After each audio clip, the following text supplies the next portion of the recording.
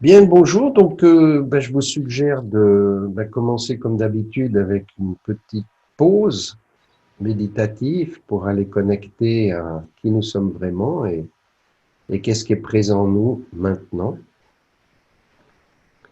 Et donc, je vous invite à vous redresser le dos droit et de prendre conscience de votre assise.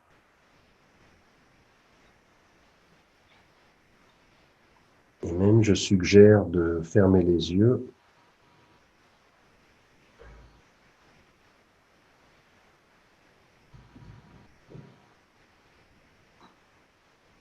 Prendre conscience de la respiration comme elle est.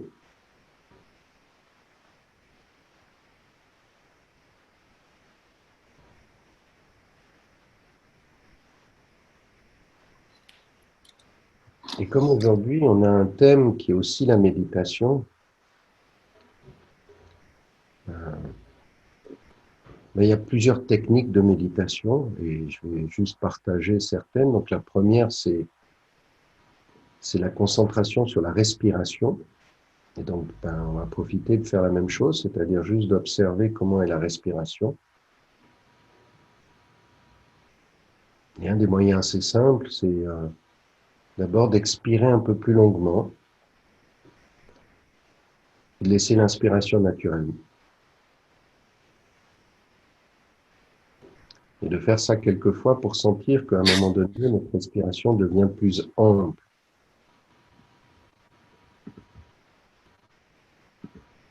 Et quand on sent que la respiration est plus naturelle,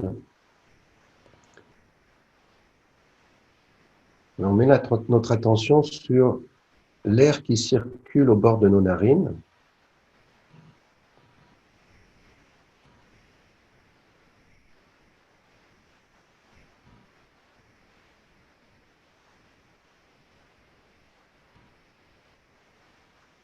Et cette pratique, l'anaprana, permet de activer notre attention, notre concentration. Et c'est un bon moyen aussi pour calmer notre flux mental. Donc on peut rester juste dans cette conscience de l'air qui circule au bord de notre narine. Peut-être à un moment donné, on va sentir l'humidité ou la chaleur qui change.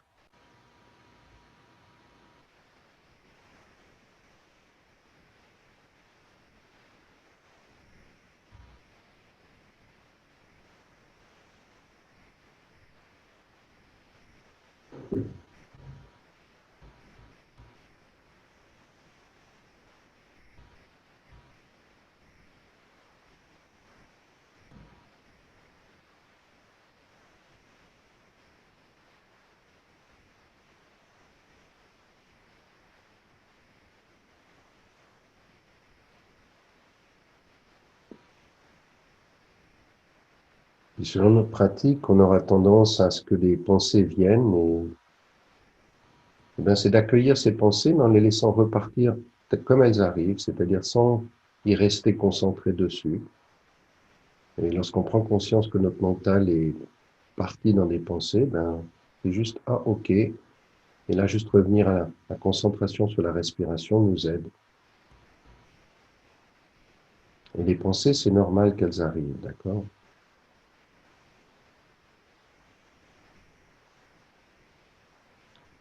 Voilà. Et plus on pratique ça, plus en fait le flux des pensées va diminuer et il y aura des moments de vide. Et en fait, c'est ces moments-là qui sont assez intéressants.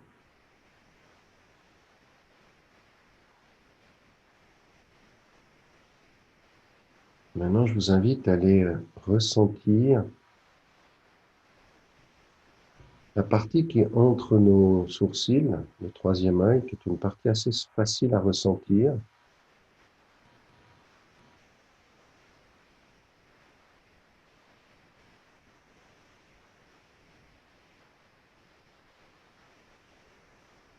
Et que depuis là, sans juger, on peut commencer à descendre et ressentir notre visage, soit notre nez, soit notre lèvres, soit nos joues.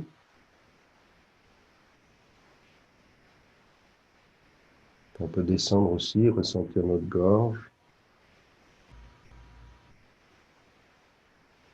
Et puis ainsi circuler dans l'attention sur toutes les parties de notre corps. Cette technique s'appelle Vipassana. On va observer les sensations physiques de notre corps. Et là aussi, on peut rester des heures à faire juste ça et prendre conscience combien notre corps est vivant. Et que parfois, par endroits, les zones sont bloquées énergétiquement. On va sentir peut-être des douleurs, des tensions. Et bien sûr, lorsqu'on arrive dans ces zones-là, c'est une invitation à accueillir sans juger, juste être observateur, pour réaliser que le moment où je suis observateur, ces sensations vont se transformer. C'est comme un blocage énergétique qui va gentiment se débloquer. Et plus on fait ce genre de choses, plus on se, entre guillemets, soigne énergétiquement. Et donc cette technique est très intéressante aussi. Bien sûr que là, je vous la partage comme juste un test, c'est pas du tout, on va pas la vivre pleinement, parce que pour avoir cette conscience des sensations, ça demande beaucoup d'attention.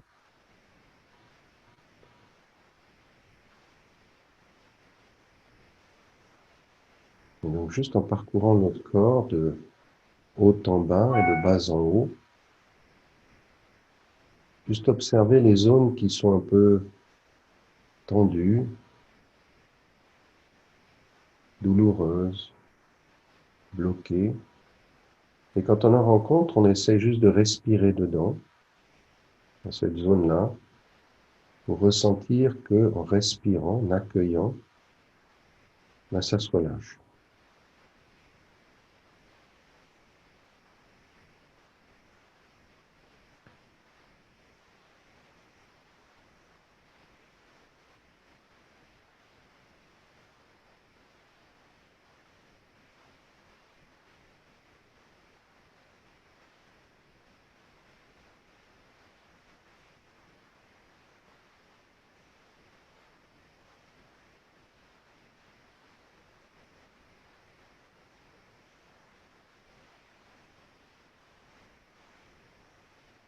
Puis maintenant, je vais vous inviter à goûter à une autre technique, qui est la technique enseignée par Hartmath. Et donc, c'est d'aller ressentir dans la région du cœur, chaque inspiration, c'est comme si on reçoit, on est nourri énergétiquement, et à chaque expiration, nous partageons notre amour.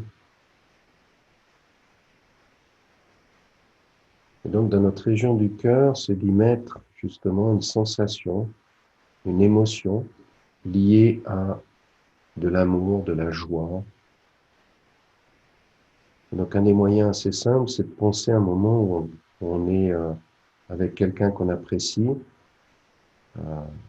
souvent dans la nature aussi, et de ressentir comment notre région du cœur, une douce sensation de chaleur,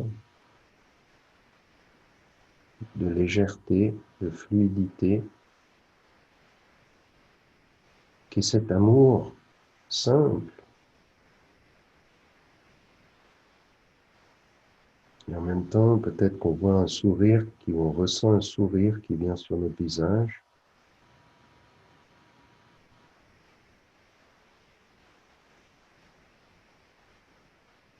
Lorsqu'on connecte à cette énergie d'amour, de lumière, de joie,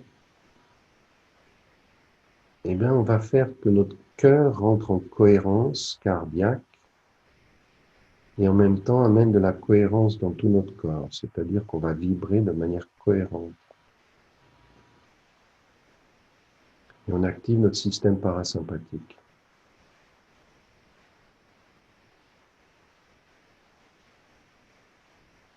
Donc ça, c'est une technique assez puissante, assez simple.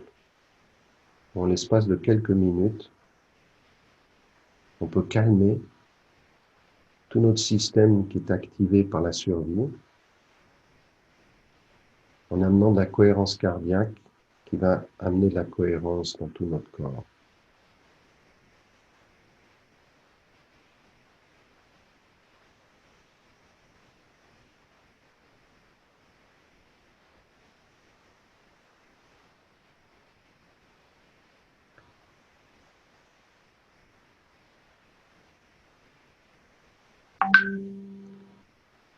Et je vais partager encore une autre technique qui est celle de faire monter la Kundalini.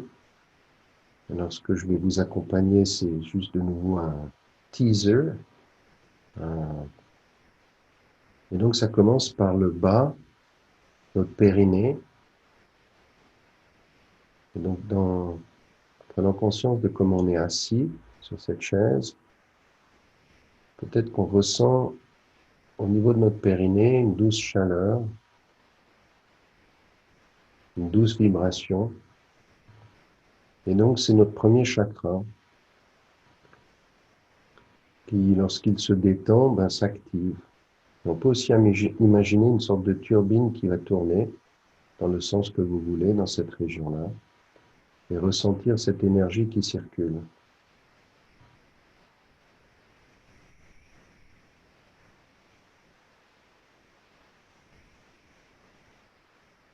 Et puis quand on sent, on peut aussi serrer un peu les fesses pour l'activer si on ne sent pas.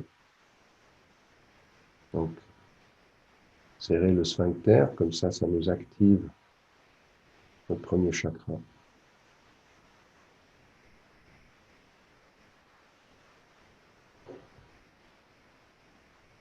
Et lorsqu'on sent cette zone qui est activée,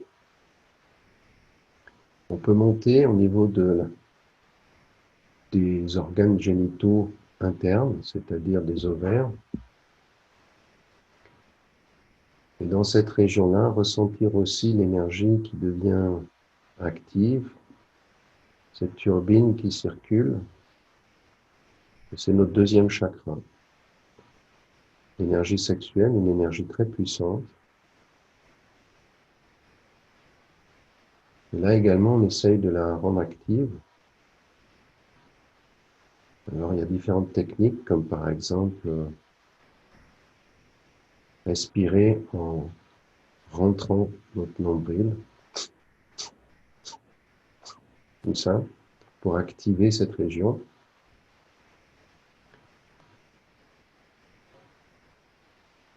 Et puis ressentir comment cette région devient également un peu plus vivante, fluide, et éventuellement une légère chaleur, et qui va circuler entre le devant de nos organes génitaux et l'arrière, un peu dans les reins.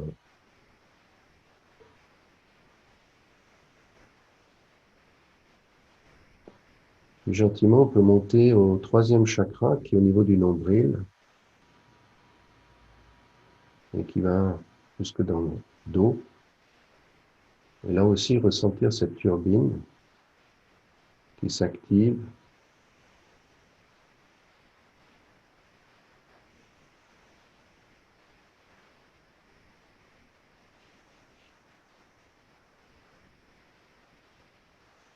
Puis ressentir toute la région du ventre qui est bien activée.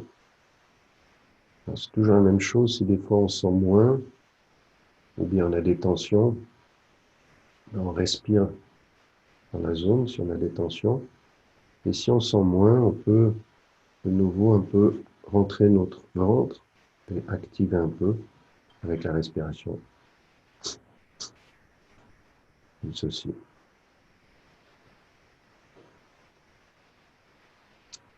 On peut aussi mettre la main sur le nombril et utiliser l'énergie de nos mains pour ressentir et activer.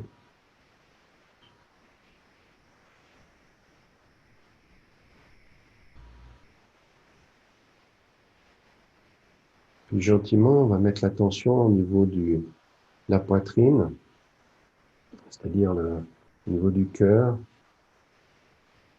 Et là aussi, on peut juste mettre notre main et notre attention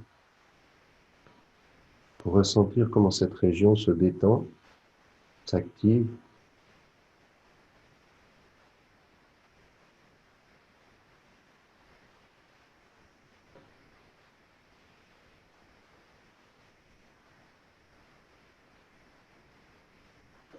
Et comme tout à l'heure, on peut aussi mettre une émotion agréable, d'amour, un moment où on est avec quelqu'un qu'on aime, dans un endroit qui, personnellement, j'aime bien la nature. Et puis juste rester avec cette émotion, et laisser partir après l'image, pour être dans le ressenti de ce qui se passe dans cette région du cœur qui, elle aussi, s'active.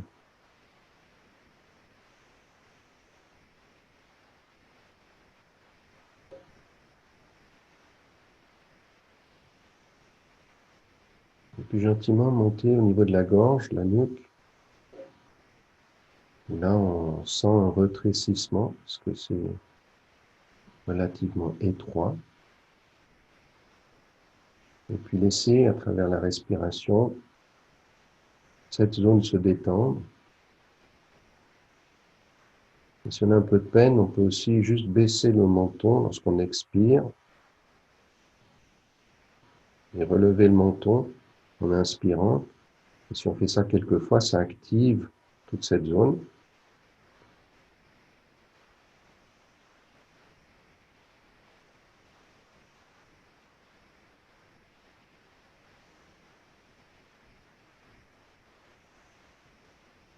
Puis une fois qu'on sent cette zone bien détendue, bien fluide,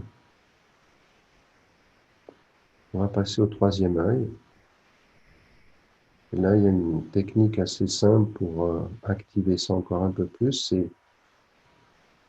c'est de porter notre regard en ayant les yeux fermés et en montant notre regard au niveau du front, au niveau du troisième œil. Et on va sentir qu'au bout d'un moment, l'énergie est encore plus présente au sommet du front. Peut-être que vous avez déjà vu des méditants qui ont les yeux un peu ouverts avec comment dire, les yeux blancs, parce que justement ils regardent vers le haut.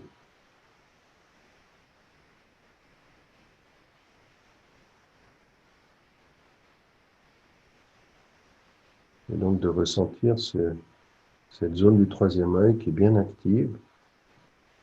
Alors on peut le sentir au niveau du front, et puis gentiment mettre l'attention au niveau du centre du crâne. Et à nouveau ressentir comme cette turbine qui circule. Et au milieu de notre crâne, on a ce qu'on appelle la glande pinéale.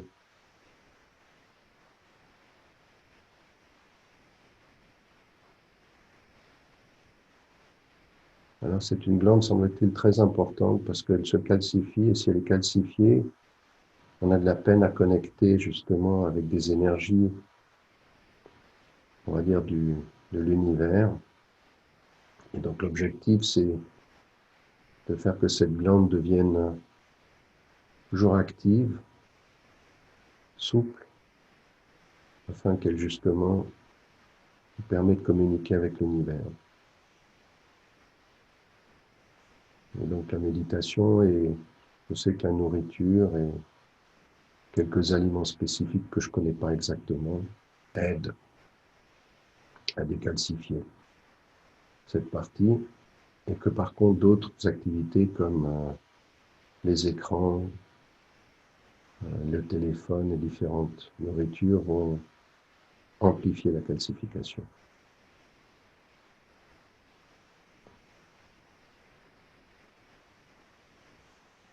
Et donc le moment où on arrive à bien ressentir que l'énergie circule, naturellement, on peut mettre l'attention au niveau de notre sommet du crâne, la fontanelle, qui très naturellement se détend et s'ouvre.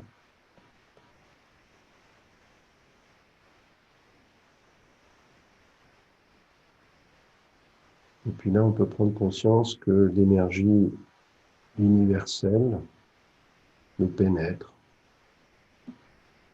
C'est pas qu'elle ne nous pénétrait pas avant, mais c'est que maintenant on y met un peu plus de conscience.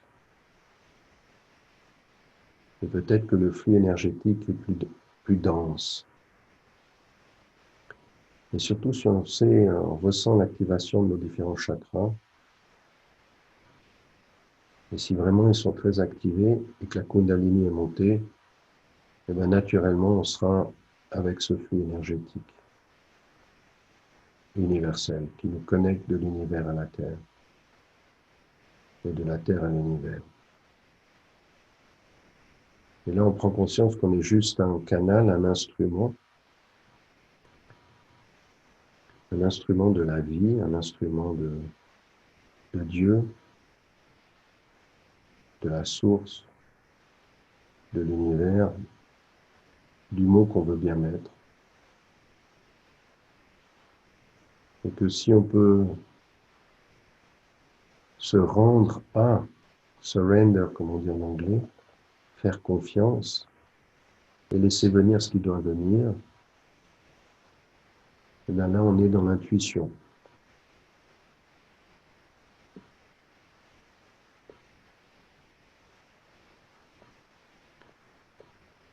Et puis avec cette conscience, on prend conscience que notre corps est plus vaste, que notre énergie est plus vaste que juste le corps physique. Et donc gentiment, on peut prendre conscience de nos différents corps, ces corps énergétiques, aussi des corps lumineux,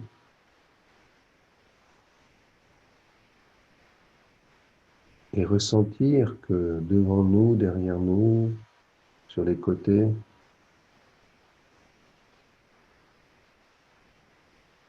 eh bien, on prend conscience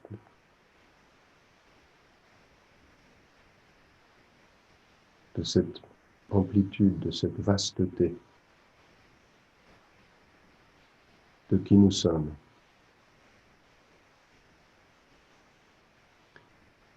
Et plus nos turbines intérieures fonctionnent, plus on va générer ce qu'on appelle des photons. On devient lumineux. Et c'est ce qui fait aussi ce fameux charisme que l'on ressent chez certaines personnes. On ne sait pas pourquoi, mais à peine qu'ils arrivent, ils ont une brillance, une énergie lumineuse. Et donc ça, c'est aussi à notre portée. Mais bien sûr, pour ça, il faut créer des espaces et des moments de connexion comme on est en train de faire.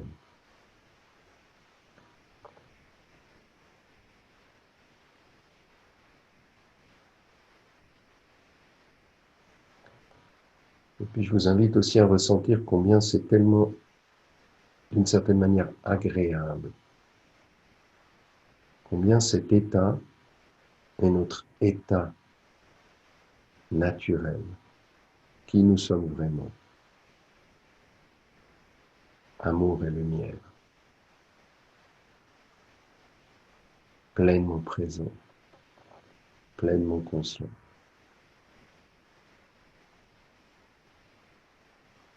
Et dans notre toute puissance. Dans cette énergie, rien ne nous fait peur.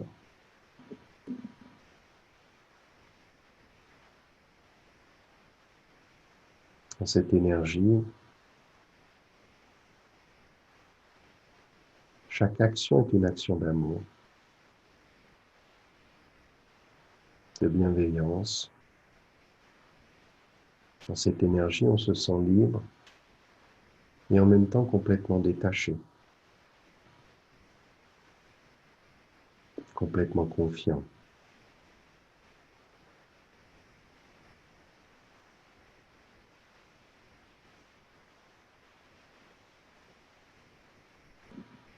Et que des gens comme Jésus, Bouddha, Shiva, probablement Mohamed, tous ces grands maîtres, on a été capable d'être dans cette énergie tout en étant dans l'action quotidienne. Et que notre chemin sur Terre, c'est arriver à être dans cette énergie à chaque instant.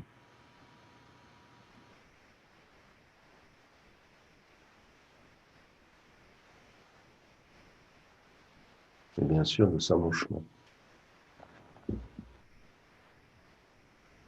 Et donc maintenant, je vais vous inviter à aller goûter, lorsqu'on revient sur en chemin, qui nous sommes maintenant dans notre parcours de vie, avec nos épreuves, nos questions,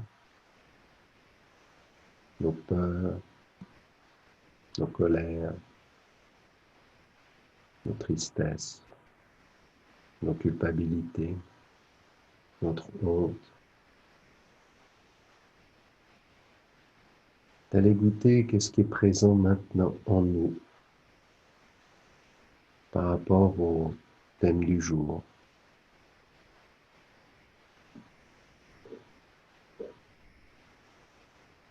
Ou par rapport à ce que vous êtes en train de vivre.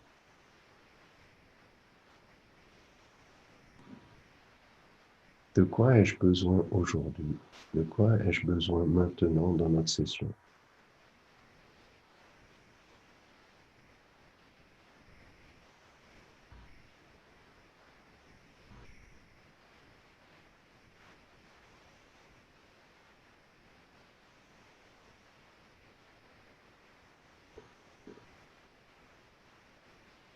Et puis quand ce sera bon pour vous, de prendre un petit moment de revenir dans votre corps, de prendre votre cahier et d'écrire ce dont vous avez besoin ou qu'est-ce qui est venu comme inspiration.